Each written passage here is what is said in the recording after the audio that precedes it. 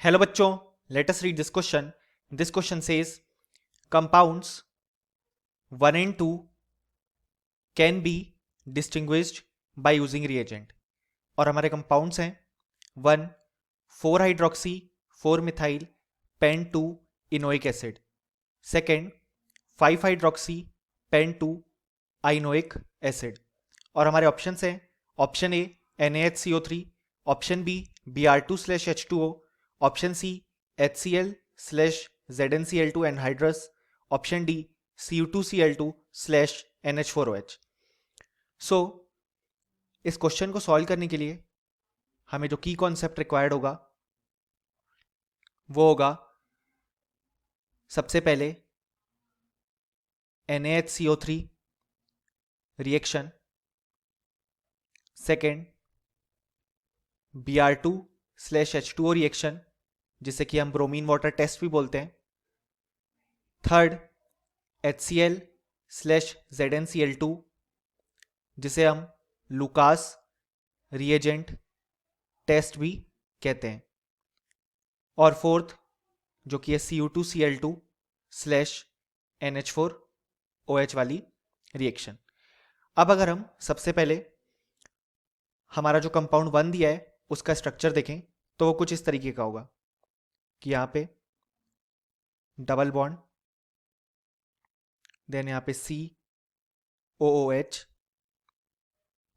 CH3 और OH. यहाँ हम देख सकते हैं कि हमारी ये पोजीशन फर्स्ट पोजीशन होगी, ये सेकेंड, ये थर्ड और ये फोर्थ. यानी कि हमें 4 पे हाइड्रोक्सी दिया गया है, यानी कि OH ग्रुप, 4 पे मिथाइल ग्रुप दिया गया है और सेकेंड पार्ट पे अल्कीन ग्रुप दिया है. अब अगर हम हमारा सेकेंड पार्ट देखें तो वो है C triple bond C, COOH,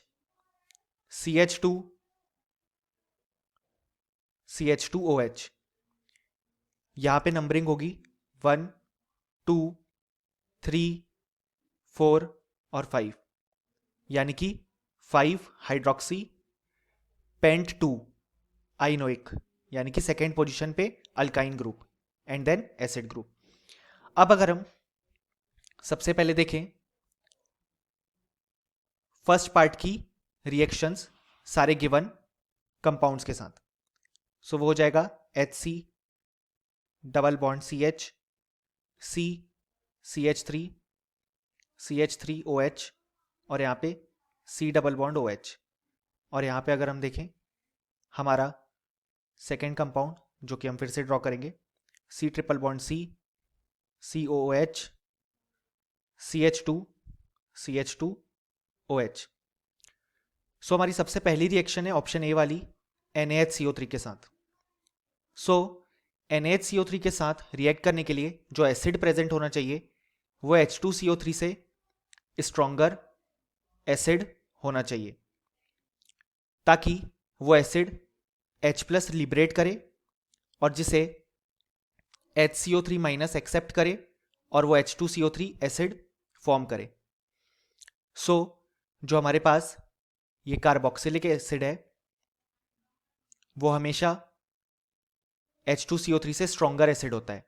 यानी कि हम देख सकते हैं कि दोनों पार्ट में कार्बोक्सिलिक एसिड प्रेजेंट है, यानी कि दोनों जो कंपाउंड्स हैं वो NaHCO3 के साथ पॉजिटिव रिएक्शन देंगे, यानी कि बेसिकली पॉजिटिव टेस्ट देंगे या रिएक्शन शो करेंगे. सो हम इस तरीके से दोनों को डिस्टिंग्विश नहीं कर सकते, यानी कि ऑप्शन ए जो है वो इनकरेक्ट है. अब अगर हम हमारा ऑप्शन बी देखें तो वो है Br2/H2O. सो इसे हम ब्रोमीन वाटर टेस्ट भी बोलते हैं.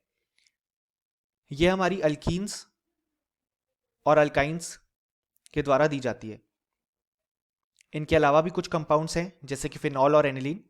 लेकिन अगर हम अपने कंपाउंड की बात करें तो हम अगर देखें तो यहाँ पे अल्कीन पार्ट प्रेजेंट है और यहाँ पे अल्काइन पार्ट प्रेजेंट है, यानी कि दोनों ब्रोमीन वाटर टेस्ट देंगे. सो इस तरीके से भी हम दोनों को डिस्टिंग्विश नहीं कर पाएंगे और हमारा ऑप्शन बी अगेन इनकरेक्ट हो जाएगा.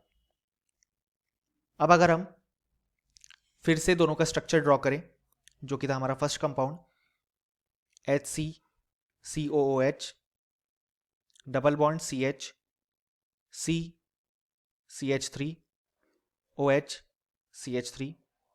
और यहाँ पे अगर हम देखें, हमारा जो सेकेंड था वो था C triple bond C, COOH, CH2OH।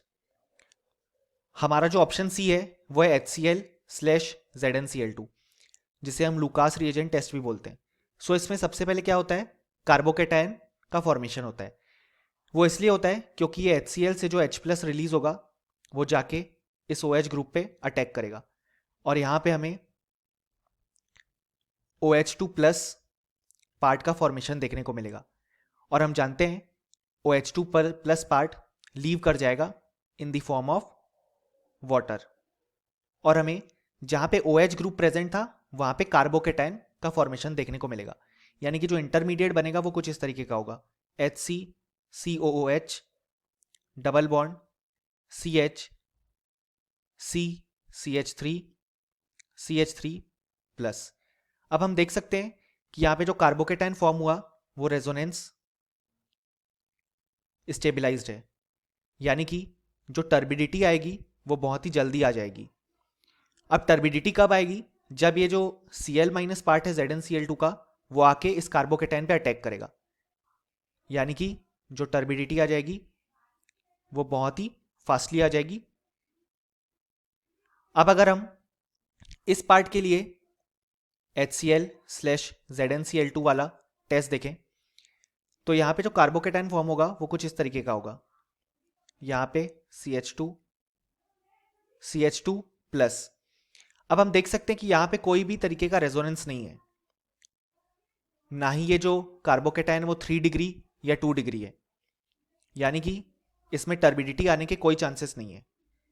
सो हम देख सकते हैं कि इस रिएक्शन के थ्रू हम दोनों को डिस्टिंग्विश कर पाएंगे, यानी कि हमारा करेक्ट ऑप्शन होगा ऑप्शन सी। लेकिन अब हम हमारा ऑप्शन डी भी चेक करेंगे। सो हमारा ऑप्शन डी है Cu2Cl2/NH4OH। सो इसके साथ रिएक्शन करने के लिए हमारे पास टर्मिनल अल्काइंस प्रेजेंट होनी चाहिए, क्योंकि ये रिएजेंट टर्मिनल अल्काइंस के साथ रिएक्ट करने पे हमें रेड कलर का पीपीटी फॉर्म कर देता है। अब अगर हम देखें, सो सबसे पहला पार्ट है वहां तो कोई अल्काइन पार्ट प्रेजेंट ही नहीं है। देख सकते हैं हम ऐसे, यहाँ पे CH, CCH3, CH3OH और यहाँ पे COOH। यहाँ पे तो कोई अल्काइन पार्ट प्रेजेंट ही नहीं है। सो ये Cu2Cl2/NH4OH के साथ टेस्ट देगा ही नहीं। अब अगर हम हमारा दूसरा पार्ट देखें तो वो यहाँ पे है C triple bond C, CH2OH। अब हम देख सकते हैं कि टर्मिनल एल्काइन मतलब जो टर्मिनल पोजीशन पे प्रेजेंट हो। तो हमें एक बार ऐसा लग सकता है कि ये टर्मिनल एल्काइन होगी, लेकिन हम देख सकते हैं टर्मिनल एल्काइन नहीं है, क्योंकि यहाँ पे फर्स्ट नंबर COOH के कार्बन को मिलेगा और सेकेंड नंबर और थर्ड नंबर, यानी कि यहाँ भी टर्मिनल एल्काइन प्रेजेंट नहीं है, जिसके कारण हम कह सकते हैं कि ये भी Cu2Cl2/NH4OH के साथ रिएक्शन शो नहीं करेगा, यानी कि इस तरीके से भी हम दोनों को डिस्टिंग्विश नहीं कर पाएंगे। सो फाइनली अगर हम बोले तो इस क्वेश्चन का जो करेक्ट आंसर है वो है option C. Hope you understood it well. Best of luck.